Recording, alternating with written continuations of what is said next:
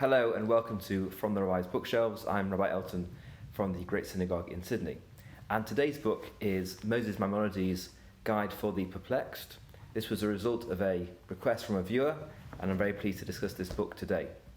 Maimonides is the greatest of our jurists, the greatest decider of Jewish law in our history, and he's also the greatest philosopher in Jewish history.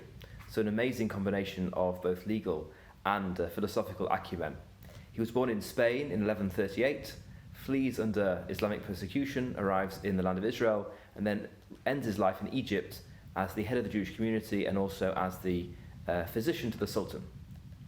He writes an important work of Jewish law called Mishneh Torah, which summarizes the whole of Jewish law, and he also writes an essential work of Jewish philosophy, the most important work of the medieval period, called Moreh Nevuchim, the Guide for the Perplexed. Written first in Arabic, the language of philosophical discourse in the Arab world, and translated in his lifetime into Hebrew, and then subsequently into different languages, including English. This is the Michael Friedlander translation from England in the late 19th century. What was the purpose of writing the Guide for the Perplexed? Who is the perplexed that the Rambam, that Rabbi Moses ben Maimonides, is thinking about? Well, he tells us in his introduction. He writes this: "The object of this treatise is to enlighten a religious man who has been trained to believe in the truth of our holy law, who conscientiously fulfills his moral and religious duties, and at the same time has been successful in his philosophical studies.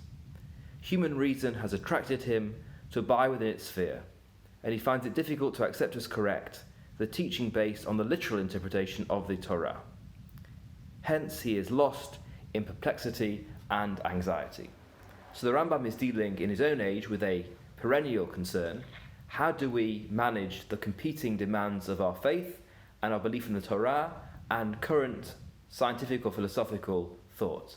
For the Rambam, that was Aristotle. He was considered the last word in the physics of the universe, and that seems to be in tension with the words of the Torah. And so the Rambam tries to reconcile these two elements, the Torah and Aristotelian science.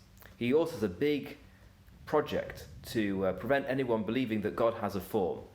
Any idea that God has a hand or a face, even though these terms are used in the Torah, he wants to make us very sure these are merely metaphorical, symbolic, and we shouldn't take them at all literally. And these are two of the many projects of the Guide for the Perplexed.